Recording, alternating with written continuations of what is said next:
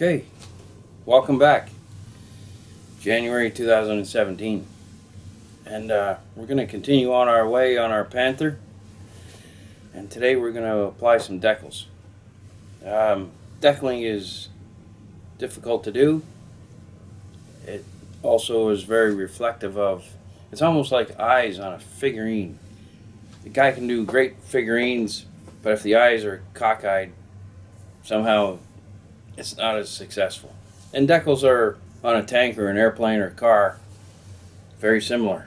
You can make the best paint job in the world, and if there's a little bit of silvering on your decals, unfortunately that's the memory that people take home. You know, oh, beautiful paint job, but his decals were not up to snuff today. So there's ways to get rid of silvering. Silvering, they never ruin a model, but they just leave an aftertaste. So, like I say, decals are not easy to do. We're gonna apply them, and then these are two decal solutions that have been around. Oh, I suppose they've been around at least 25 years. Very successful product. Microsol and Microset. Oh, sorry, Microset, Microsol. And I can't say enough about them, but there's also others. Solvaset. If you have heavier decals, Solvaset sometimes is a little stronger and can get decals to sit down over Zimmerit and things like that. So there's other things on the market too. But pick the one that you've been successful with and stick with it. Ones that you know. So we're going to start. One of the things on German armor is that German armor normally has 3 numbers, but some of the half tracks have four numbers. But either way, it's important to center it on the model, and it's very easy to do. Just take a ruler, find the center, and start from there. So say on this Panther 132, the very first number you must apply is the 3. You have to center the 3 in the center of your panel, then it's easy to add the 1 and add the 2 on each side. If you start with the 1, sometimes you can miscalculate and then you have it slanted to one side or the other.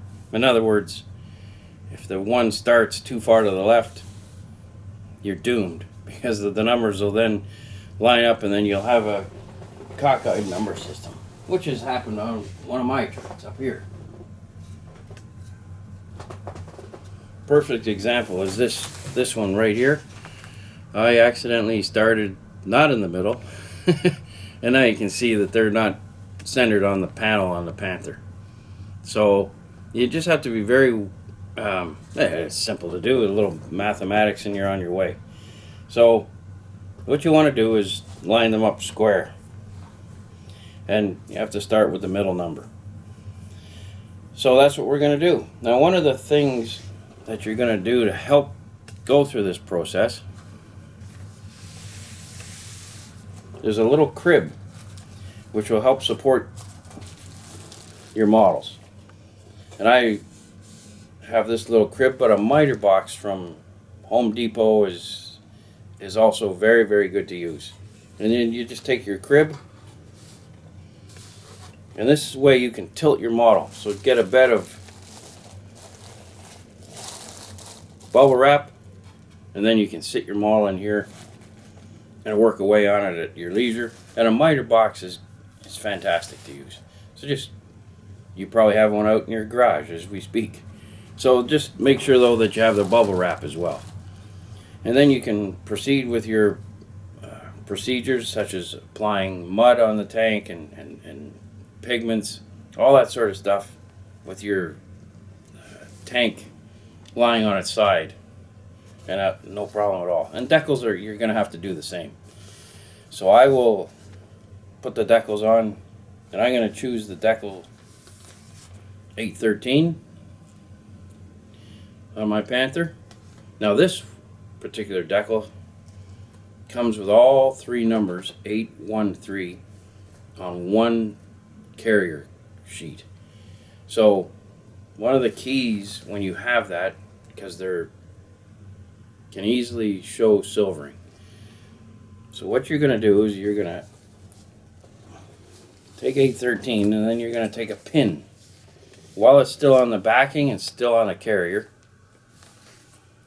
Take a pin. And this can be like a sewing needle or just as long as it's very sharp. You can even use a brand new number 11 blade. And all you're going to do is stick some holes in the decal.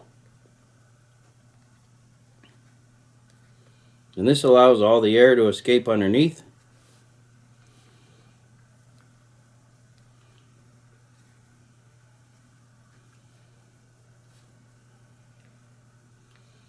So I just placed about a dozen holes in my decal before it's moist, before it's, it's still on this cardboard or paper backing.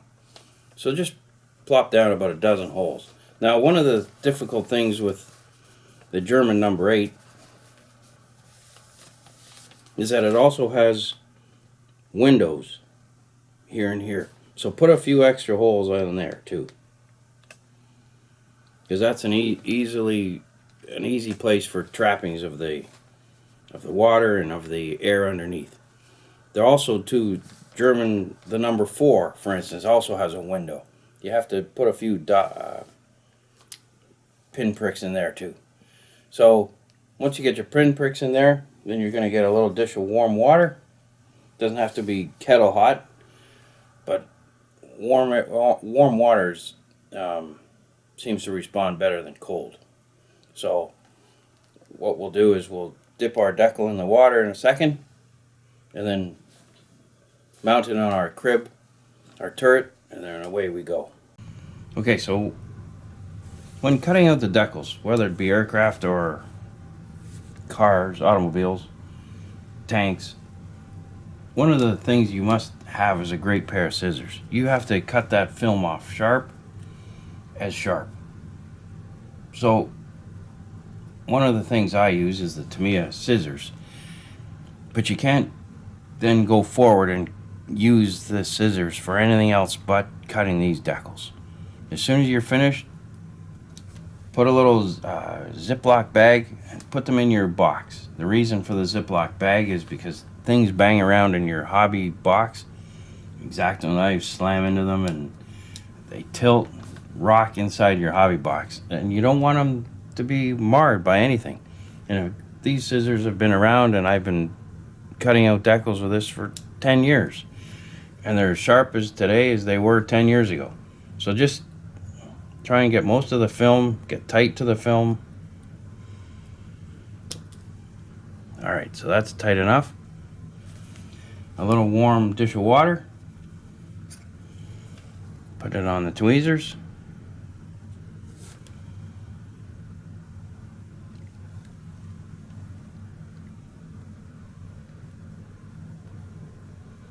And then just wait a few minutes rather.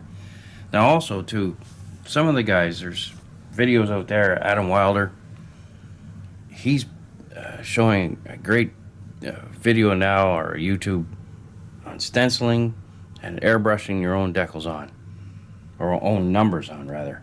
That's fantastic. Unfortunately, I haven't gotten there yet.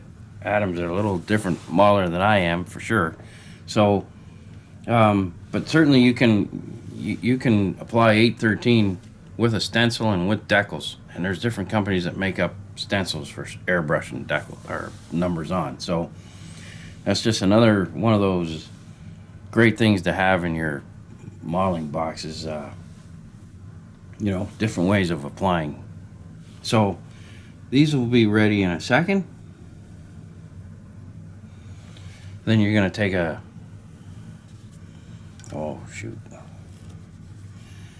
I'm just going to apply a little bit of sol now to our model, right where it's going to apply. And this is where you need your miter box. You don't want this to run too much. If it's sitting there vertical, it's going to run all over your model.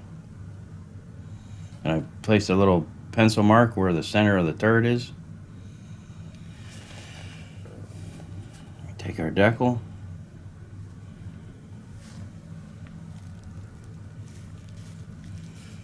A little bit of water.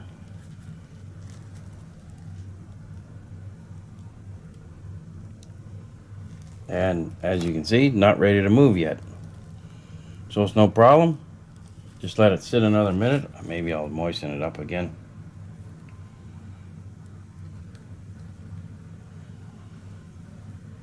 Just let it sit another fraction, and then she'll be ready to go. Now, a lot of guys will paint a gloss coat on their tanks, or a semi-gloss coat. I don't have to do that. I'm convinced that I put enough oil paints and layering of paints on here that no matter how much gloss I put on there, it's never going to get smooth enough. So I just deal with it afterwards by applying a little bit of weathering over top of these decals. And I'm going to weather these decals in a second after applying them. We'll just see if she's ready to roll now. Yeah, she's...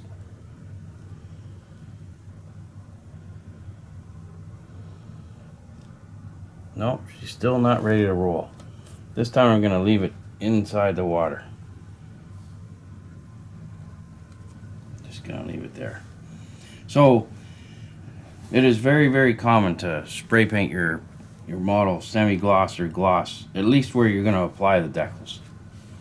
And as in the other episodes, you guys know that I put a lot of layers of weathering on, and it's never going to be smooth again, so I don't worry about it. I think applying those little holes inside the decal is going to be just enough. Let's just see here. Alright, she's starting to slide.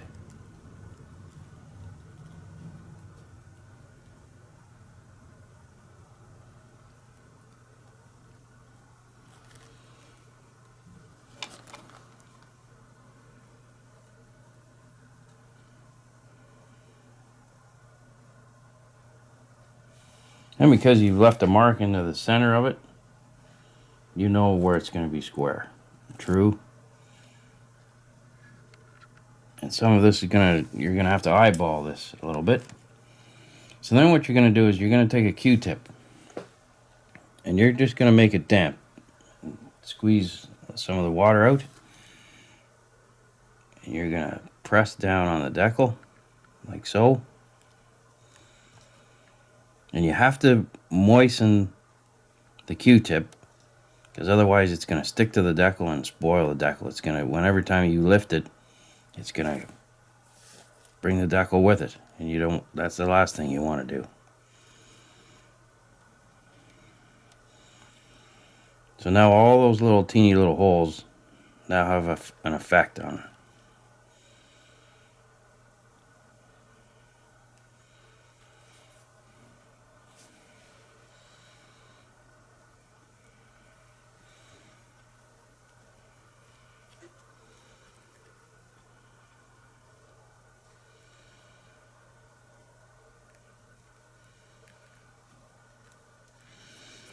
Now, I'm going to press a little harder.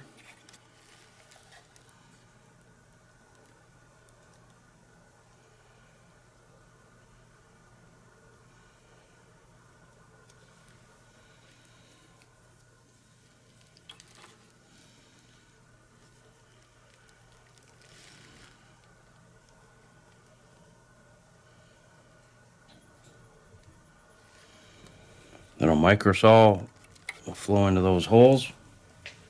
Apply a little bit of that. Now shrink the decal a little bit. Have it.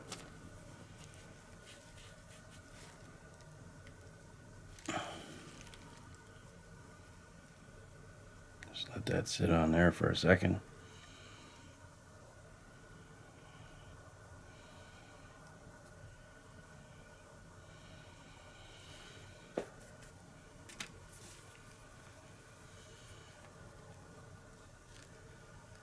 She's getting in behind through those little holes.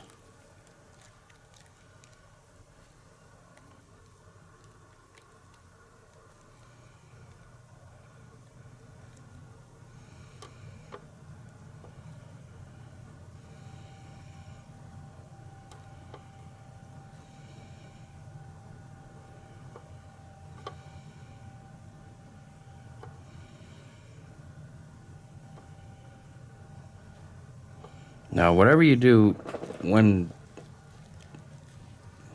pressing the Q-tip against the tank, never turn it. Never rotate the Q-tip. It'll grab the decal and twist it, and then you'll be back to square one again. You'll be probably applying a new decal. So never turn the Q-tip. Never twist it. Just press.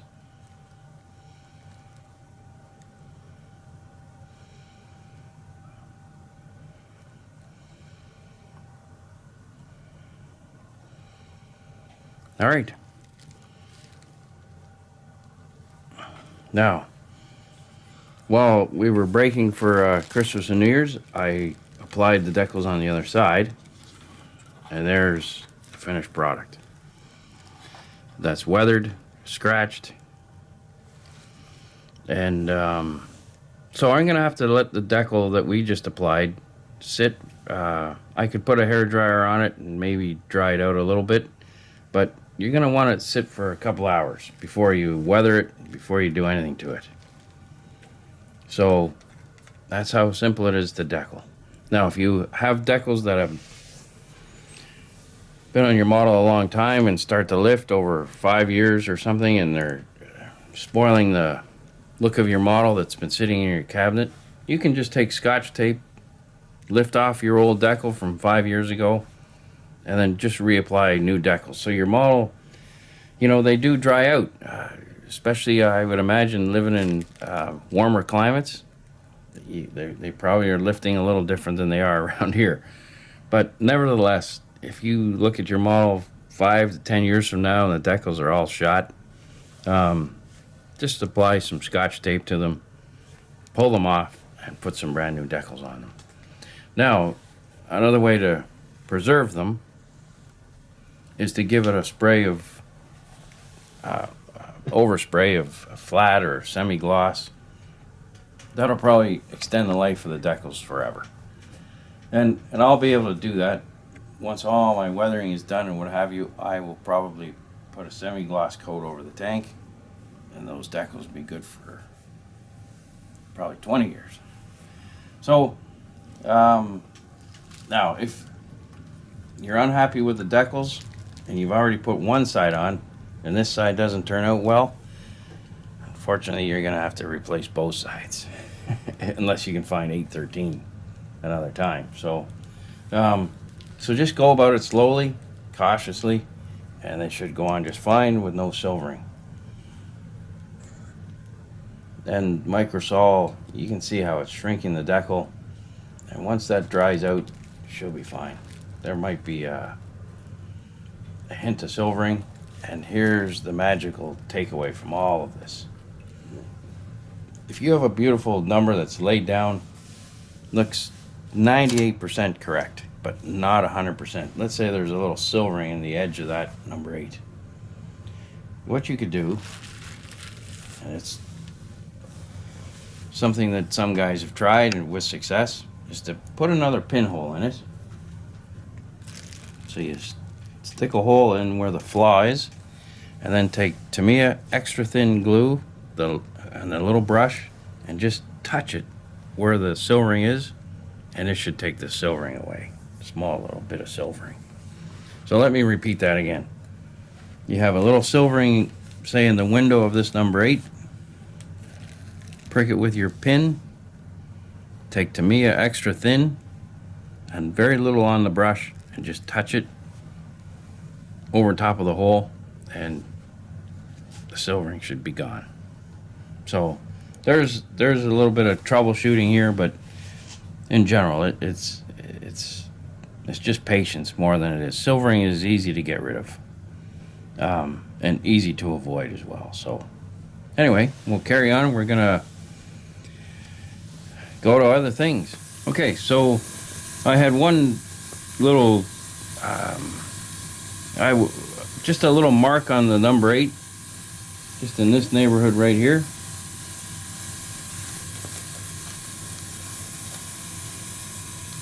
And then I fixed it. I just stuck another pinhole in it, put microsol on it, and then pressed again, and as you can see, it simply went away. So now I'm going to weather decals. Now, one of the things that is a must is to weather the decals. You can go to these model shows or a display cabinet, and you can see a beautifully weathered model, and you look at the decals, and they look like they've been put on yesterday. So you can't have that going on. So one of the ways that I know is back to my formulas of paint. I put 98% thinner in my airbrush, which is Tamiya lacquer, and 2% XF60, and I'm just going to lightly spray over top of the decal, and then you'll see how quickly it becomes weathered. And because of the mixture that I use, which is on the desk here, it's so faint that I can paint right over top of that green and it won't alter the green whatsoever. Now, I always go in the direction of rain falling on the tank. If I start going left and right here, it's going to be very obvious something has gone south. So I just softly, now you can, there's no way you can see the paint coming out of this airbrush, but it's coming out all right.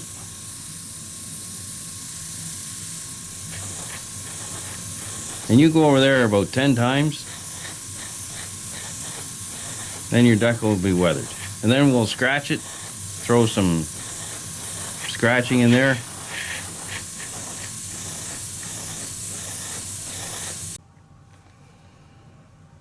Okay, so here is 813 weathered.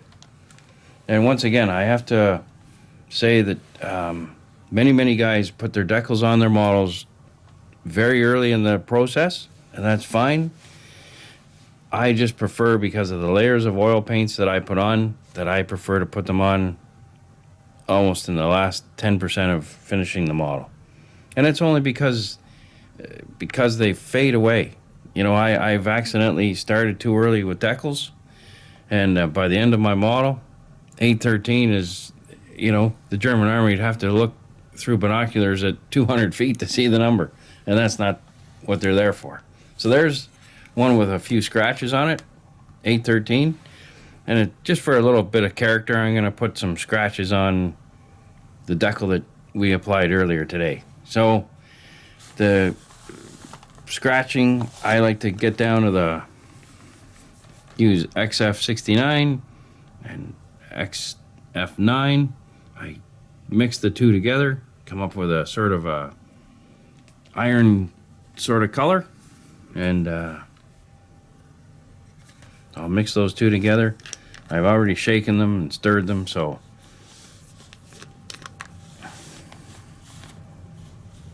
and it's sort of like Frankenstein's lab with my modeling. So I just put a little bit out. I really don't pay a lot of attention to percentages of color. I just visualize it as to being correct, and then carry on. So I take a toothpick, a little bit of paint, and I'll just do some scratching.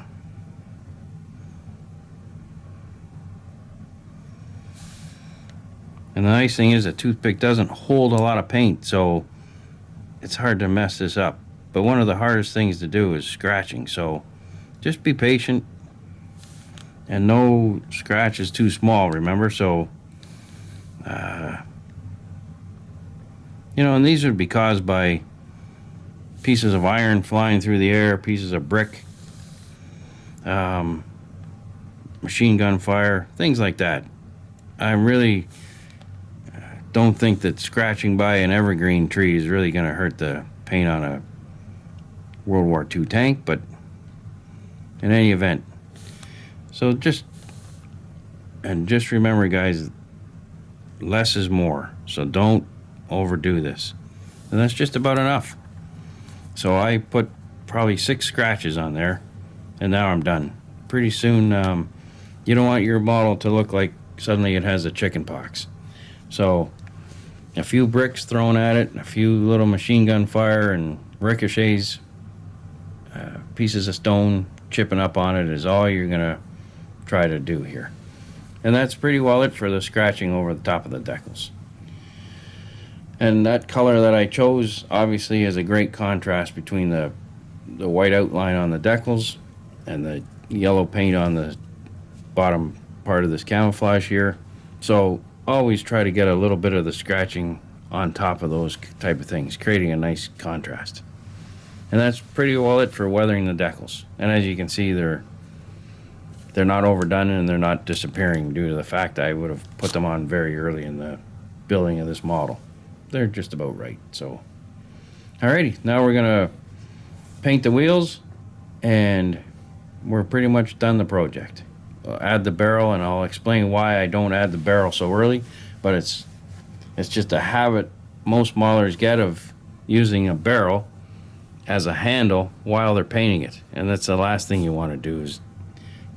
The process for painting these models can take 2 to 3 weeks, and if you're sitting there hanging on to the barrel while you're painting or applying decals, it's going to ruin the barrel. So the barrel is basically the last thing I put on. It's simply because you get in a habit of using it, like I say, as a handle anytime you move your turret. So, alrighty, there you are. Okay, so at the end of our decaling filming, just to recap, cut out the decals close to the decal film as you can with the scissors, dip it in the warm water, and all decals behave differently. Some sit in the water for 2 minutes, some sit in for 30 seconds. So it just depends on sometimes on the brand name, and as you guys know, I like Echelon decals, but I also like Tamiya decals, you know. There's just a little bit of patience in one or the other. Then I use the microsol to lay them flat, put the pinholes in them. So you don't have to use these exact pins, just use any pin. You can use those little pins for posting up notes, and just like I say, if you have a big field with all 3 numbers on one field, it might be beneficial to put about a dozen holes in it long before you even put it in the water. That'll help this sol flow through. And then to weather them, it's important to weather the decals. Please do that. 98% thinner and 2% XF60 in my case, and just mist over top of the decals, and that will weather them enough. And then a little bit of scratching with these 2 colors. Very, very simple process, but practice it somewhere else first. Scratching is one of the hardest things to teach, and it just takes and requires a lot of patience. Guys always put on larger scratches than but they're easy to correct too. So anyway, use just a circular toothpick for that process. Try to avoid making scratches with paintbrushes unless you have been doing it for a little bit of a time. A 10-0 brush or 5-0 brush is what you're going to need for doing scratches with a paintbrush. And that's it. And I will see you next time. Thanks so much. Take care.